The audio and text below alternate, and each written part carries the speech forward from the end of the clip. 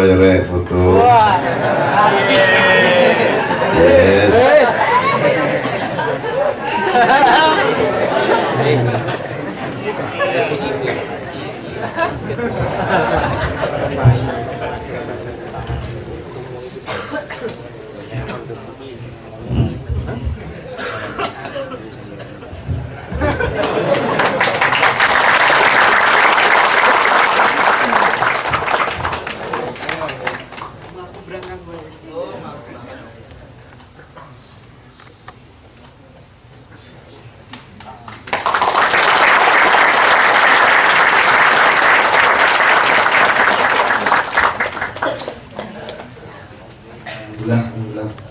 Assalamualaikum warahmatullahi wabarakatuh.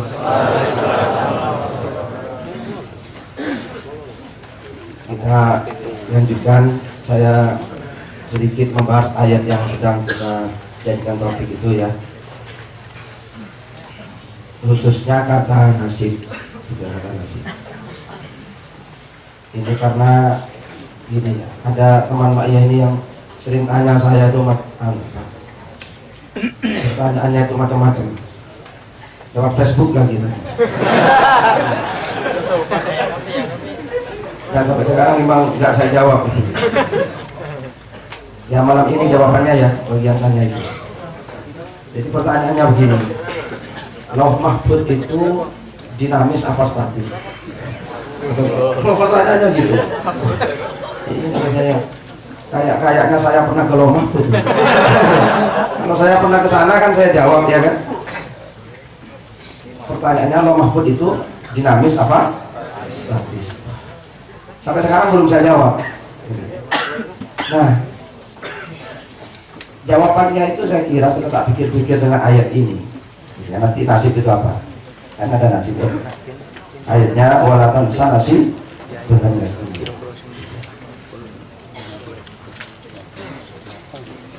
Lauh Mahfud itu ya ada yang statis, ada bagian yang dinamis. Itu jawabannya ya. Jadi karena pertanyaannya Lauh Mahfud itu apa statis atau dinamis, maka jawabannya ada bagian statisnya yang tidak bisa dirubah oleh kita, tapi ada bagian dinamis. Saya mengatakan ada bagian dinamisnya karena Allah menyuruh, maaf nih ya suara saya agak masuk angin gara-gara pertanyaan itu.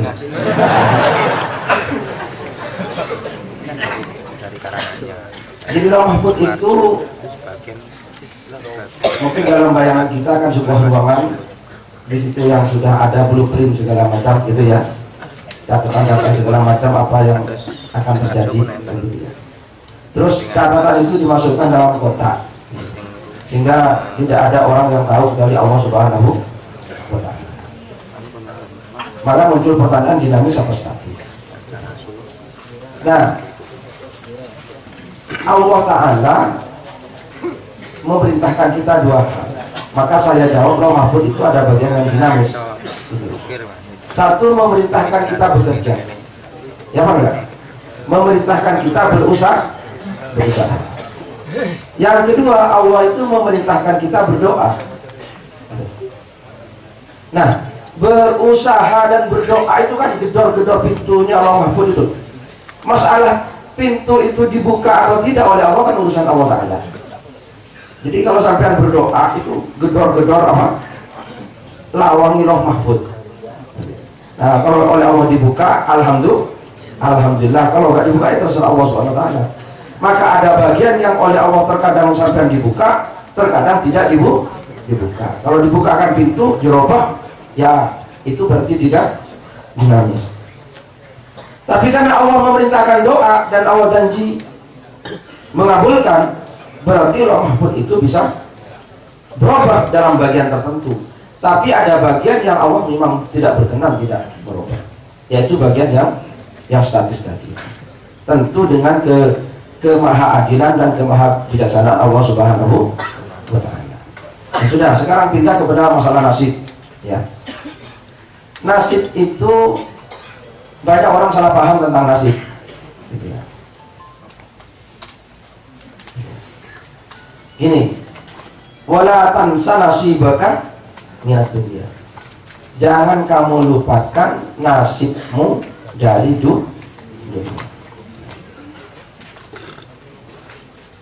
Dalam apa referensi kita, dalam imajinasi kita, nasib itu kan apa ya? Oh, saya sudah begini, tapi nasib sudah seperti ini. Ya kan itu ya. Jadi nasib itu kalau menurut yang kita pikirkan sesuatu yang sudah tidak bisa dirubah, kan gitu. Itu namanya nasib, kan gitu. Kan gitu. Nah, nasib ini bahasa Arab, teman-teman. Nasib ini bahasa Arab, satu kata dengan nasab. Nasab, bukan nasab loh. Kalau nasab itu sin, kalau ini sod, nasib, nasab. Ya. Sama dengan itu faida farauta fansab, itu kata. Ya, itu kata. Ya. Nasab itu, ya, arti letternya kepayahan, payah, capek, berat, itu nasab. Nah, itu ya, nasab. Maka faida farauta fansab. Maka apabila kamu sudah selesai fansab, maka bangkitlah, giatlah kembali, berusahalah kembali. Nah, itu ya. Nah, karena kata nasib itu isim maf'ul, ya, isim maf'ul itu bentuk fa'ilun tapi artinya maf'ul, ya. Berarti nasab dulu berusaha, bersusah payah sampai terus berusaha, gitu ya. Nah, apa yang Anda dapatkan itulah nasib. Nah, itu ya. Nasib adalah sesuatu yang diberikan kepada kita oleh Allah Subhanahu wa taala karena kita sudah berusaha dan berdoa.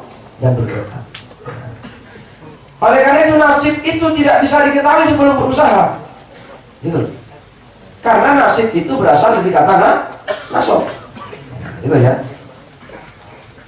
Nasabah yansabu atau nasibah yansabu itu artinya berusaha sampai capek, sampai berat, merasakan berat berusaha. Nah, kemudian setelah itu dia menerima hasil usahanya itu.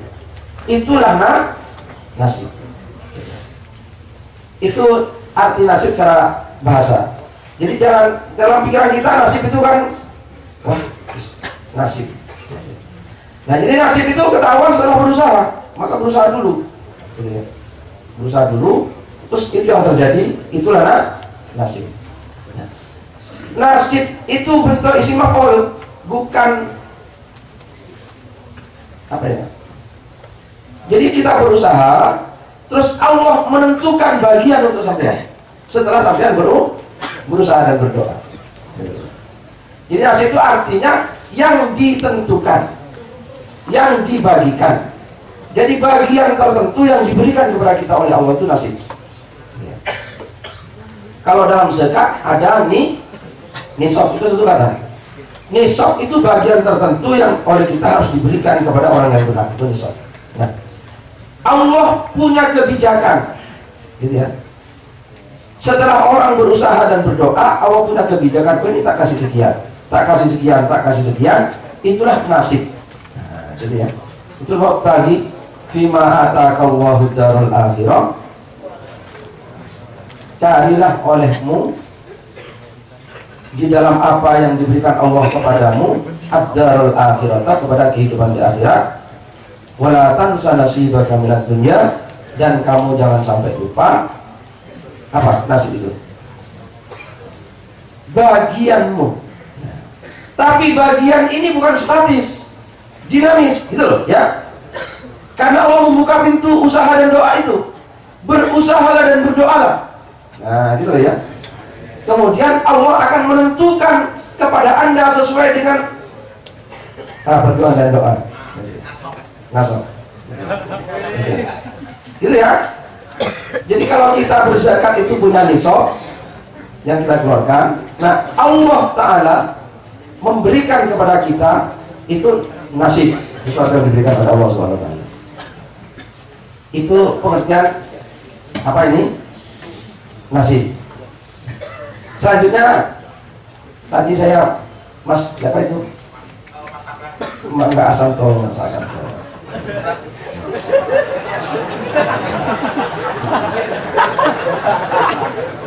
Ya gini. Ayat ini kan tadi ayat surat Al-Qasas ayat 77. Ini sebagai garis bawah dari Allah Subhanahu Wa Ta'ala dari ayat 76-nya. Yang ayat 76-nya itu Allah menceritakan Qarun. Qarun. Inna Qaruna kana min qaumi Musa wa bagha alaihim, dan seterusnya. Jadi ayat 76-nya itu Allah bercerita tentang Qarun. Tahu Qarun kan?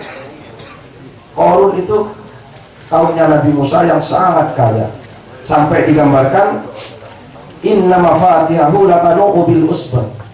Sampai kuncinya bukan hartanya loh, kunci gudangnya Qarun itu kuncinya saja, apalagi isinya itu saking kayanya. Jadi saya kira lebih kaya daripada Hartono lah, lebih kaya daripada Hartono, lebih Jarum itu lebih kaya, karena kunci perbendaharaannya Qarun itu diangkut orang 40 itu gak kuat. Bayangkan 40 orang, satu orang kan kalau 100 kunci kan kuat, ya apa enggak? Satu orang kuat, satu orang angkat 100 kunci kan kuat. Nah, kunci tempat penyimpanan emasnya Qarun itu disebutkan dalam Al-Quran latanu ubil usbah, gak kuat dipikul oleh 40 orang. Betapa Qarun itu seorang konglomerat yang luar biasa. Akhirnya Qarun dihancurkan oleh Allah Ta'ala, gitu loh. Setelah Qarun dihancurkan, itu pelajaran sejarah. Maka Allah berfirman ayat tadi itu, kamu gak usah niru Qarun, gitu loh ya. Gak usah niru Qarun. Ayo, apa yang diberikan Allah kepadamu cari untuk akhirat. Kamu di dunia itu hanya jangan sampai lupa saja bahwa kamu punya bagian dari Allah di dunia, itu cari juga. Hanya jangan sampai lupa. Kalau semangatnya teman-teman yang bergabung, maaf Mas Aro, siapa itu Mas Asanto, yang bergabung-gabung di grup itu mau melawan konglomerat dengan melahirkan konglomerat baru. Hanya kalau kemarin misalnya konglomeratnya itu dianggap non pribumi, gitu ya. Ini tetap kere, loh ya kan? Tetap kere.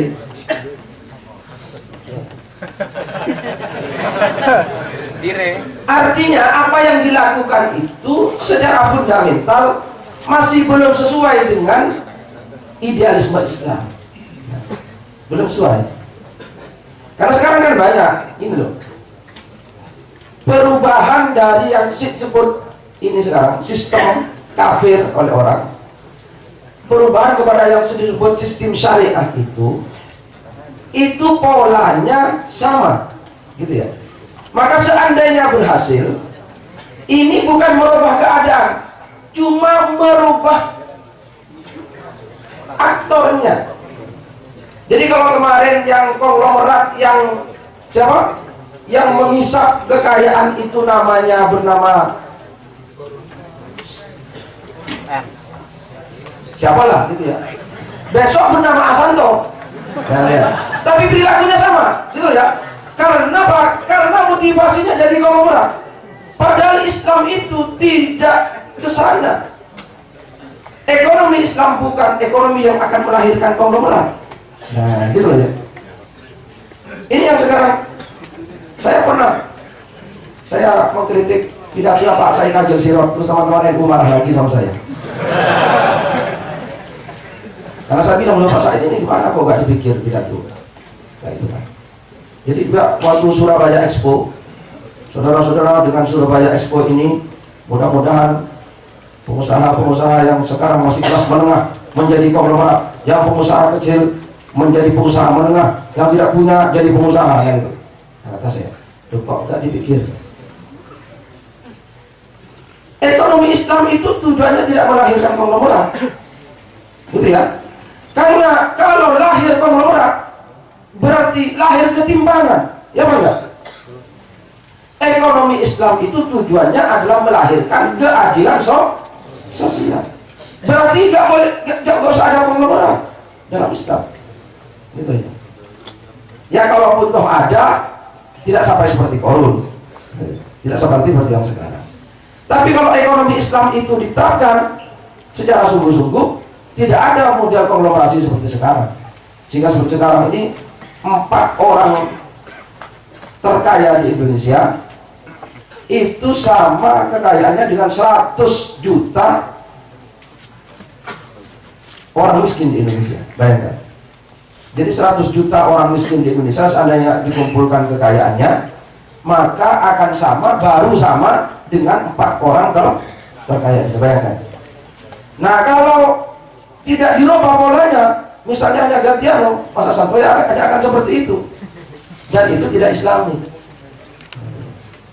Itu kalau dipikirkan juga Mas Santo.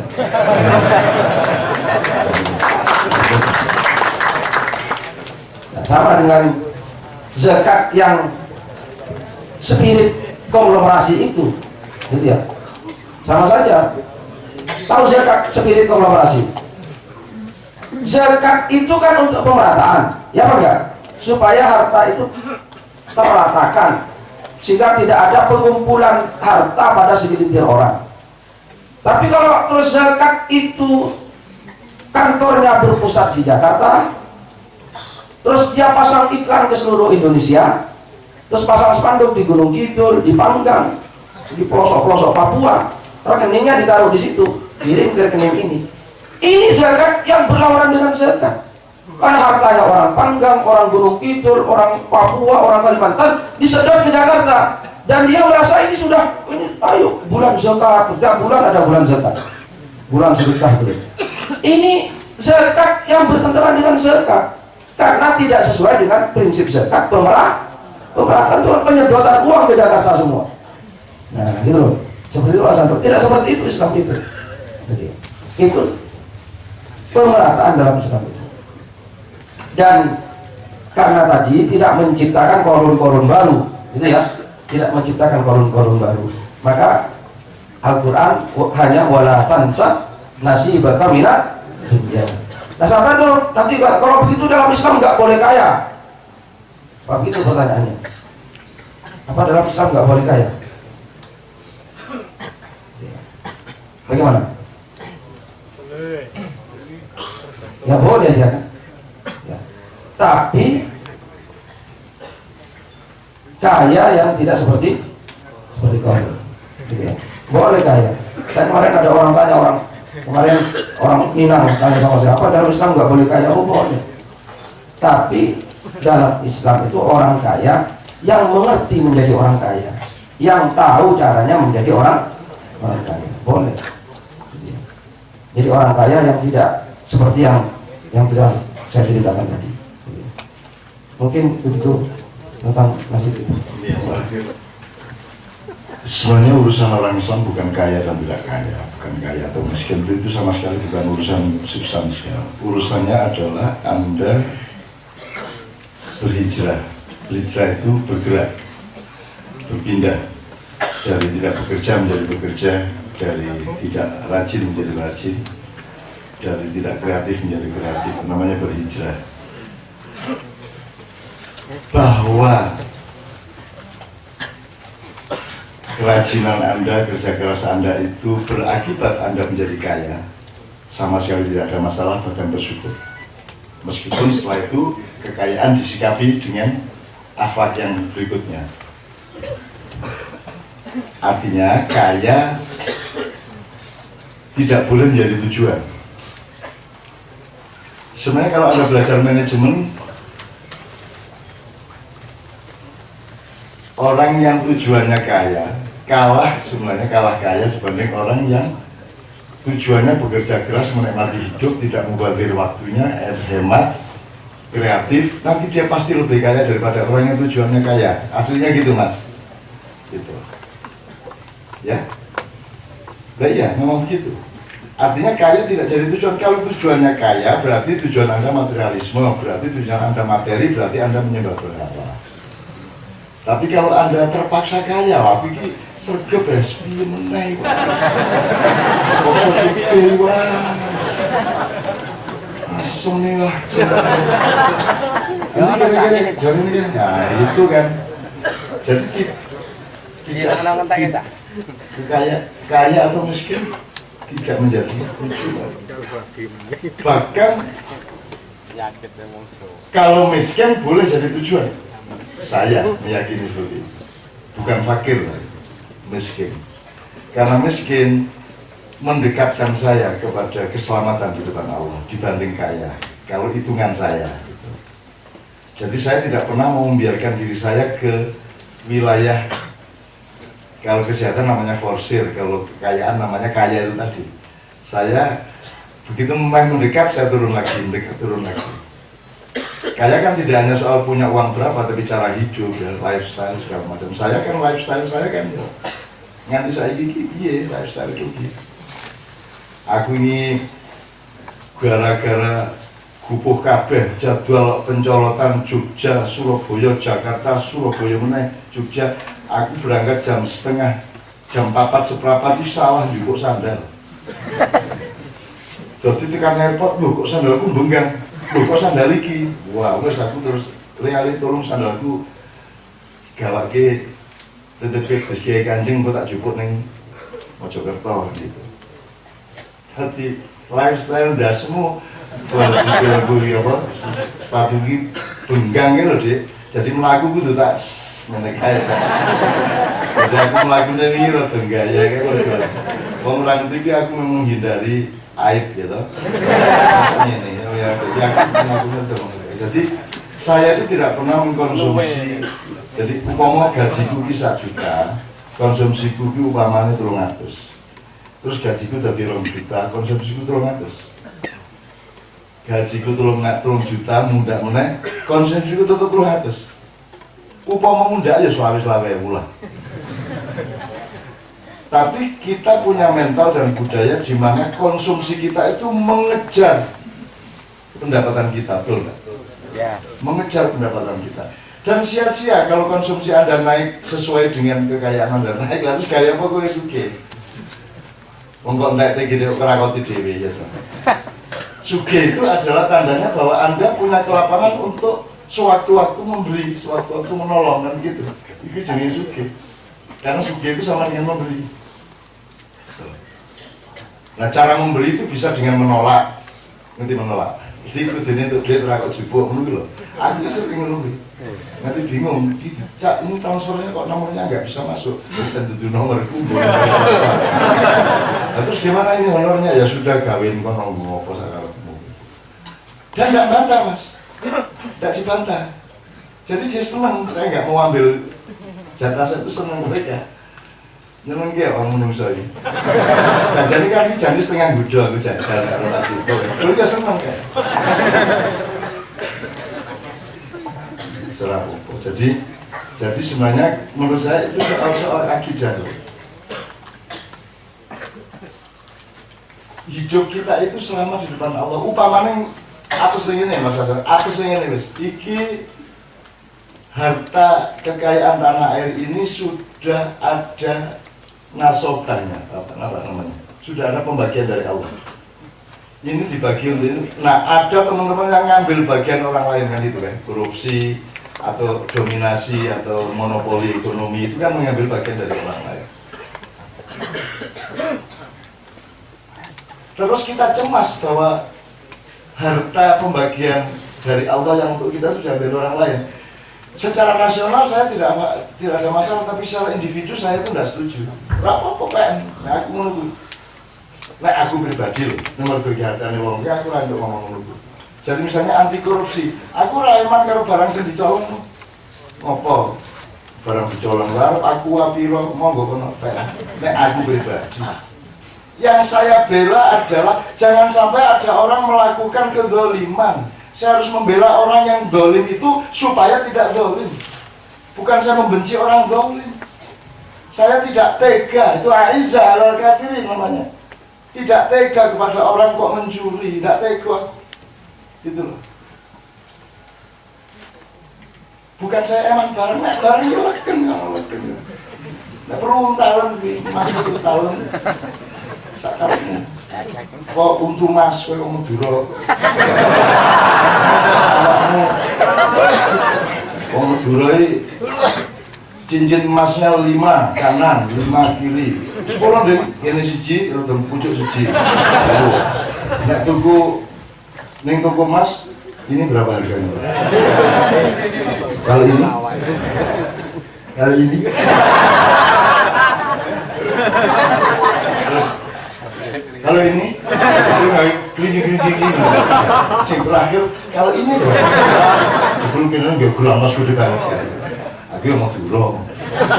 Hanya orang Madura yang butuh seperti itu. Kalau orang Jawa memang nggak punya. Oke teman sekalian, ini waktunya sudah masih lumayan.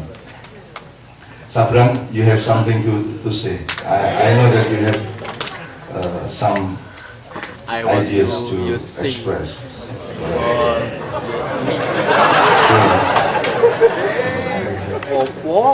Show to the people that you are my son.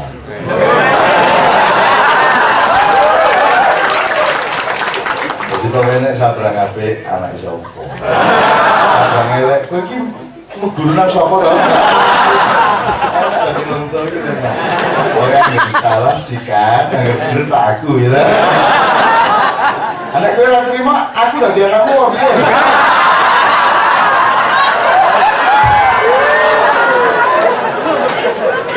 Kembali ke yang tadi kita maklumi bersama ya, anomali.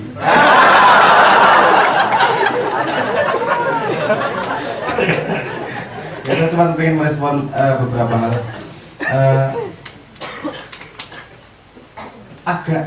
Saya pengen lebih presisi tentang apa namanya Islam membuat sama rata itu apa sih keadilan sosial. Saya setuju dengan konsep itu, neng agak presisi. Keadilan sosial itu bukan berarti podo sugih kabeh, kan gitu. Karena di situ ada faktor kerja keras, ada faktor doa, ada faktor silaturahmi dan seterusnya yang mempengaruhi jumlah kekayaan tersebut. Menurut saya yang harus disamaratakan adalah kesempatan untuk mendapatkannya. Kesempatan jadi jadi itu karena ngomong kesempatan berarti ya berhubungan dengan pendidikan. Jadi pendidikan itu dunia gratis karena itu hak manusia untuk terdidik sehingga mempunyai kesempatan yang sama untuk mencapai sesuatu. Terus masalah orang mau memilih mengambil kesempatan atau tidak itu pilihan pribadinya. Karena menurut pemahaman saya fakir dan miskin itu sama sekali berbeda. Kalau fakir itu setahu saya memang kekurangan. Kalau miskin itu bisa memilih untuk tidak berlebih. Jadi paham ya bedanya maksudku ya. Fakir ini ya pengen, ini nggak cukup. Kalau kemauan saya gitu. Kalau miskin ini ya aku saya tok terus apa masalah. Jadi ada perbedaan di situ. Uang niat miskin ya nggak masalah. Iso wae duitnya segitu banyak tapi memilih untuk mentolong atau saya itu bagian dari apa namanya? Bagian dari tirakat dirinya. Orang masalah. Saya bapak sultan nanti akoni.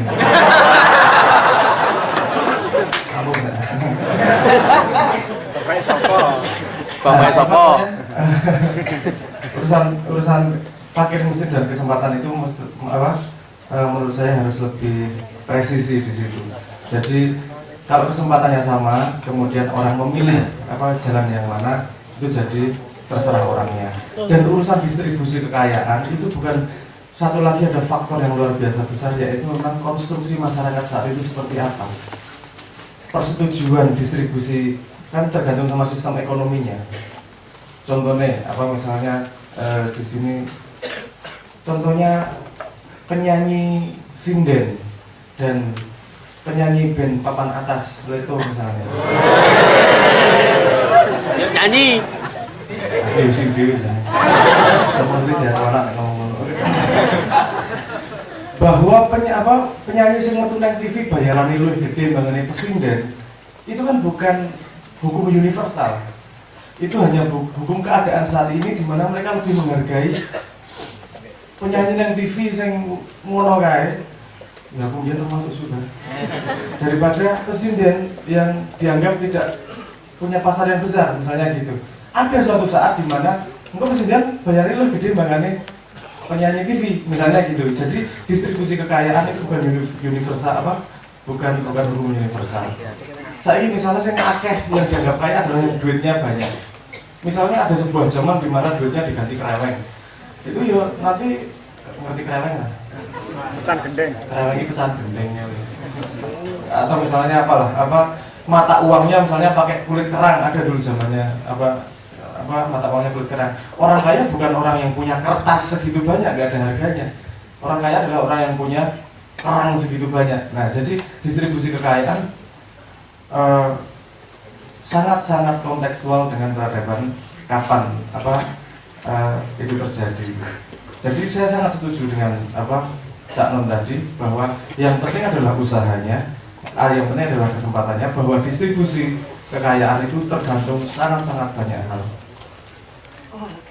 Jadi ojo niat sugih, tapi niat melayani orang lain, niat berbuat bermanfaat, niat sebaik-baiknya untuk kalau dirinya berbuat manfaat untuk orang banyak, pasti orang banyak juga memberi dalam tanda petik royalti atas apa yang diberikannya. Bentuknya bisa berbeda-beda setiap zaman dan penghargaannya setiap zaman bisa berbeda-beda. Tapi etos itu universal, etos itu tidak pernah berganti pada zaman apapun. Yang paling dihargai adalah yang memang punya manfaat untuk orang banyak. Nah, ini tadi yang tidak disetujui dari konglomerasi adalah, kalau saya sendiri yang tidak setuju dengan konglomerasi bukanlah urusan banyaknya kayanya, tapi urusannya bagaimana dia, misalnya dia menutupi kesempatan orang yang lain untuk mendapatkan kesempatan untuk menjadi kaya misalnya, berbuat curang untuk menutupi yang lain. Nah, itu aku rasa setuju. Nah, fair, ayo open, terbuka seperti itu. Jadi mungkin itu saja yang bisa saya sampaikan, Cak Non. Jangan anak buatan lagi. Itu dulu yang saya sampaikan. Dua ya kon soal kemesraan dulu ya.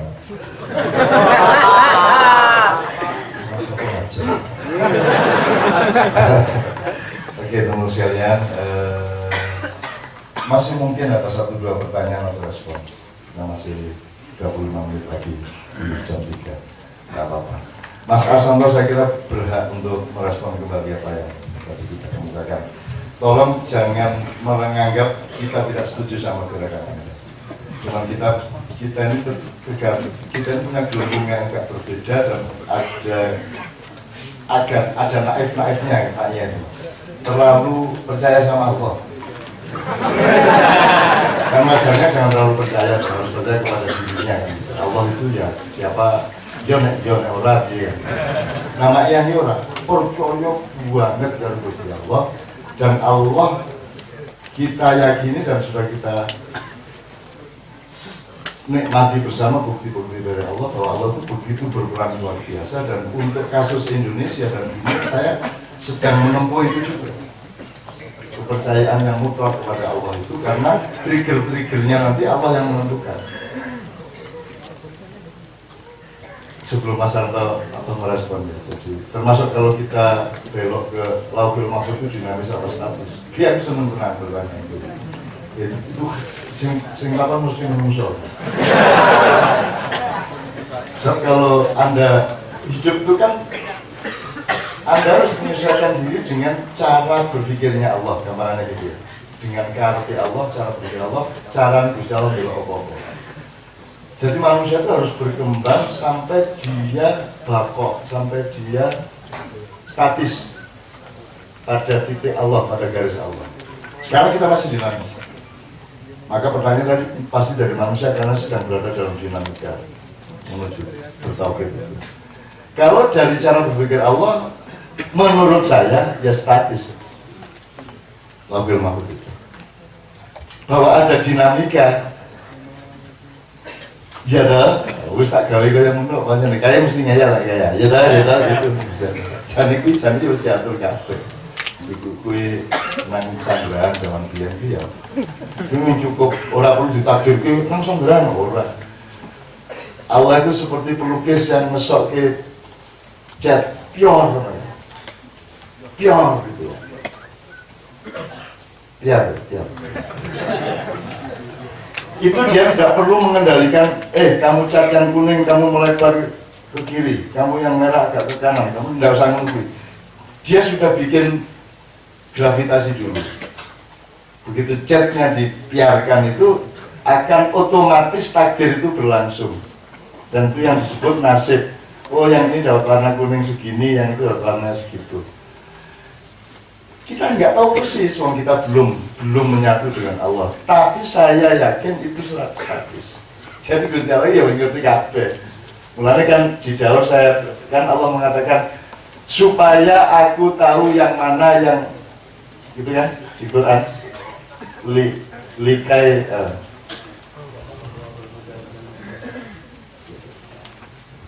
lihat Allah ya supaya Allah mengetahui. Ya. Ada kalimatnya Allah gini, supaya Allah mengetahui. Berarti kan dia belum mengetahui. Percaya gue? Percaya nah Allah belum mengetahui. Nek percaya berarti gue kapusan. Itu kalimat itu Allah. Aku bikin begini-begini supaya aku mengetahui siapa yang bersungguh-sungguh. Berarti kan ada kemungkinan, berarti logikanya Gusti Allah ini nguji jajal ini ku bersungguh-sungguh orang gitu. Lah ya orang masa Gusti Allah ngerti ku harus sungguh-sungguh orang, ya ngerti lah.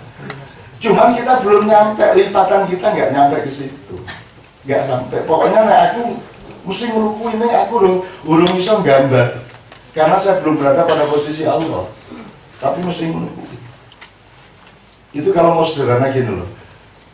Siapakah Tuhan yang Maha Agung itu siapa namanya? Allah kan? Tenang loh ya Allah sini. Kaya rasa kapusan gitu. Allah tenang loh. Gusti Allah itu ngopo, tidak duit jeneng barang ngopo. Orang di tonggo, orang di konco, orang di kok, orang di komunitas, orang di geng motor, orang di orang perlu jeneng. Dia kasih nama itu sekedar supaya Anda tidak mengalami kesulitan untuk menginisiali, untuk mengidentifikasi beliau. Ya orang apa sebutin Allah. Menurut saya ini, orang sudah lagi duit jeneng tenang terus berarti dia lahir. Terus aku namakan diriku. Lah ora tuh ya. Wis aku ora iso bayang kita pokoke yakin nek iki dudu Allah jenenge. Allah ki mung dienggo gampangke awake dhewe. Termasuk Rasulullah mengatakan Allah itu memiliki Asmaul Husna sebanyak 100 dikurangi 1. Sekarang lagi kue rada dinamis itu ya. Rumah sama Allah sesuatu sangat perlu soal itu. Percaya gue? Iya tuh kayak. Masa Allah sesuatu yang sangat perlu soal? Lah orang mahal berarti. Lah iya, orang watesnya, Neng kowe dikongkon administratively sifatnya Gusti Allah sangat perlu sama mergo kuwe isone mung delok kuwi. Ning ora ndelok sangat perlu sama. Ora ndelok ning ngarepe omahe Gusti Allah ya ono pelang jenengku sangat perlu sama ya siji iki loro iki. Alamat jalan iki RT iki. Ora, maksud saya mari kita punya rentang untuk memahami itu supaya kita tidak terlalu material sehingga kita memarahi orang karena gini, memarahi orang karena begitu. Aku bikin kado Muhammad tahun 95 ya 96 itu aku disusoni aku ning surat-surat pembacaku meng mergo ora cetha faqawa coba. Dan waktu itu belum ada rekaman sholawat sak dunya ora ono sing rekaman tembang ora ono kuwi sing memulai yo meng kendel-kendel awake dhewe nekat-nekat wae. Mergo wong kuli kuwi ora cetha fat apa wae. Dimarahi saya. Dimarahi habis itu dius mek di cover iki kan. Mbok kowe iki matur nuwun, oh alah lumayan lho ana wong wani ngrekam ayat Quran di nyanyi dilagukan lumayan to ya. Alah ana wong wani kok bersyukur kowe iki wong wis gawe sego dicacat, wis goreng.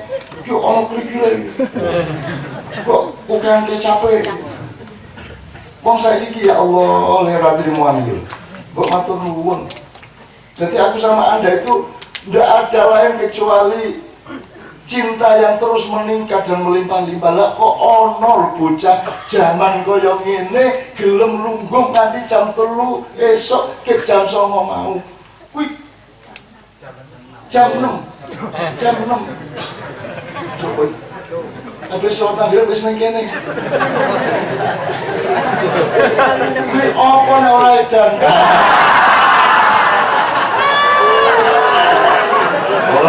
Anak nang jago anak dulu tuh Mas.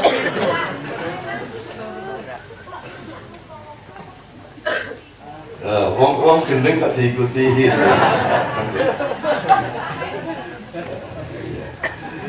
Jangan sayang lagu gendeng apa meneh di TV. Di TV ya suruh gendeng meneh. Iki undangan bendino berarti akeh banget wong gendeng sih. Gendeng gitu. Arek ana wong gendeng dirungokke nganti 8 jam, sing ngrungokke kuwi mesti kurang iki lho nggih pekok bareng. Itu senang, saya senang. Anda juga nggak usah bantah, nggak usah mempertahankan cak nunu lah, saya nunukui kayak lagi ngerti nak gendeng nunu.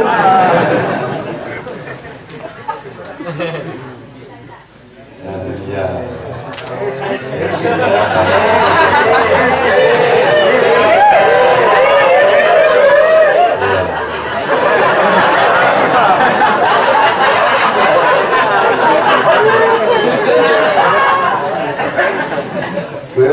Buyumu kok yang gendeng tau ya?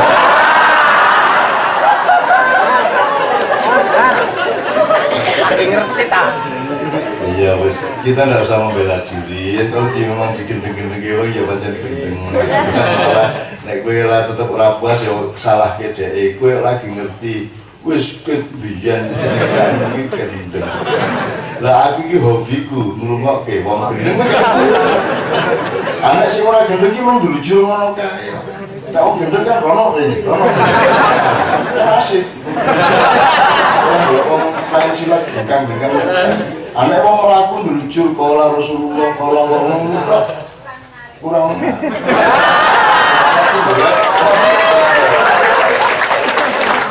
Dan itu tingkat tinggi tujuannya. Kalau di JTV Surabaya itu kan diteleponin sama orang-orang Islam calon penghuni surga. Kan acaranya judulnya Menek Blimbing. Kalau di sini kan mau coba sapa aja mas saya kalau takon pengajian kok ngawur mesah-mesuk. Arek JTV jawab, "Lha niku senes pengajian, Pak. Iku Menek Blimbing."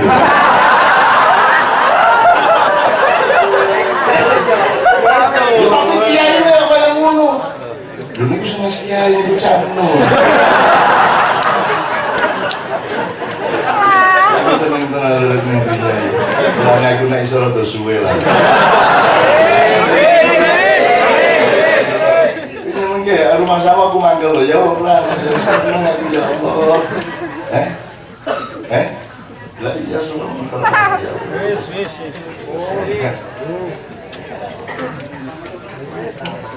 Ya ora apa-apa ya sini. Ya Allah alhamdulillah rabbil alamin ya Allah. Ya Allah. Bikinlah aku lebih gendeng lagi ya. Ini ya oke, kalau ada lagi siapa mas? 2-3 orang gak apa-apa, tapi cepat satu-satu. Wah, silakan maju. Ya mas, silakan maju mas ya. Mas Aranto nanti tolong sambil merespon ini ya, sampai memberi respon lanjut dari yang saya omongkan. Tapi aku wanti-wanti ojo ngarani aku ras setuju loh. Cuman kita memang malu ala makanan itu kita kepung lah dari segala jurusan pasukannya. Monggo mas. Assalamualaikum warahmatullahi wabarakatuh. ini untuk kesempatan kedua di bulan Juli bulan yang sama. Saya Fahmi dari Tegal, mengenai awal datang sanasi Bapak Mendak dunia. Saya mengawalinya dari kepentingan bahwa kita, kalau saya dari pengalaman saya adalah ketika mulai di masa-masa Juli tahun kemarin, saya dapat ujangan dari Pak Nun, masih saya pegang bahwa kita nggak boleh bersedih kalau melihat orang-orang jahat. Apakah kamu akan membunuh dirimu? Masih saya sangat ingat. Terus pegangan yang pertama adalah kita menghalifahi diri kita sendiri. Dan saya coba praktekkan bahwa dimulai dengan segala sesuatu yang kita lakukan adalah kita tidak punya kepentingan terhadap diri sendiri. Kepentingan kita hanya bagaimana buat orang lain. Itu jadi metode puasa yang sangat indah, karena pada saat kita punya sedikit ilmu terus diberi kepercayaan oleh Allah, terus ada kepentingan, biasanya kita sombong, sehingga puasa lagi, oh saya sebenarnya nggak bisa apa-apa, sehingga akhirnya nanti Allah akan berikan terus ilmunya, dan ternyata begitu diberikan harus puasa lagi, nggak punya kepentingan lagi, tidak punya kepentingan terhadap itu untuk saya menjadi kaya atau saya menjadi miskin, tapi ya memang akhirnya kere terus. Tapi ya alhamdulillah kalau masih bisa menikmati, dan dari ilmu tidak berkepentingan itu, sehingga nanti levelnya naik ke, kemarin juga hadir di KC Juli, ke evolusi, bahwa kita sebenarnya harus, kalau saya sih, buat saya diri sendiri, menyadari bahwa kita itu bukan manusia yang paling canggih. Kita harus mengakui bahwa kita itu di zaman yang meskipun banyak perangkat yang canggih, tapi kita bukan yang canggih, karena di zaman Rasulullah kan semua orang tidak punya kepentingan, sehingga pada saat Rasulullah dititipin 3 real untuk disodakokan, sampai tidak ada yang mau menerima, karena benar-benar di situ sudah menjadi masyarakat yang madani dan nggak punya kepentingan. Kepentingannya saya sudah makan, dan seperti yang dikatakan Caklon, kita besok masih bisa makan apa enggak, setelah bisa makan bisa berpuasa untuk tidak melebihi dari itu. Jadi biasanya konsep yang saya pakai dalam kehidupan sehari-hari adalah khususnya di kantor, dimanapun, tidak berkepentingan. Terus satu praktek saya juga di Tegal ngajar, saya mempraktekkan ngajar, nggak tahu ini Maya atau bukan, tapi sama mahasiswa saya tidak ada ujian. Jadi kalau ujian saya pikir udah tahu kalau ujian itu pada nyontek, berarti kan pada berbuat dosa kayak gitu. Jadi kalau ujian ya udah, kalian ujian mau apa, ini soalnya, yang penting belajar, saling belajar, kan contek-contek kan nggak apa-apa, kan sah jadinya. Jadi mereka nggak berbuat apa-apa, nggak salah juga, sehingga nanti ya kalau misalnya saat ini nggak pinter, satu saat 10 tahun lagi bisa jadi itu berkah, dan Allah sendiri yang akan mengajari. Kayak gitu ya. Akhirnya selama ini tak pakai kayak gitu, puas ya nggak pakai ini. Nah itu seputar yang tak saya alami, karena saya nggak mungkin merubah sistem pendidikan kita yang aneh, udah nyontek kok masih, ya bagaimana caranya nyontek itu jadi halal kan? Berarti biarkanlah mereka saling belajar di antara mahasiswa. Itu yang sementara ini saya lakukan, saya dari saya. Terima kasih. Assalamualaikum warahmatullahi wabarakatuh. Oke, terima kasih. Tolong Mas Abrang, Pak Muzamil, Mas Arsanto juga merespon, silakan Mas. Assalamualaikum warahmatullahi wabarakatuh. Gini Cak, khususnya untuk pertanyaan buat Badan sama Pak. Nama saya Syahrul dari Jombor, Sleman. Untuk masalah walatan sanasib pada minat dunia itu, kalau kita kan menjadikan dunia itu kan bagian dari akhirat, Mbah. Kalau misalnya mungkin Mbah Nun bisa memberikan dunia menjadi bagian dari akhirat itu dengan cara Mbah Nun itu memberikan ilmu-ilmu kepada kita semua, sehingga ilmu-ilmu itu bisa menjadi suatu amal jariah gitu Mbah. Nah, kalau misalnya saya yang tidak bisa atau teman-teman di sini yang tidak bisa memberikan ilmu kepada sebanyak orang ini, dan kita tetap ingin memberikan amal jariah yang tentunya besok itu untuk di akhirat kita menjadikan dunia itu bagi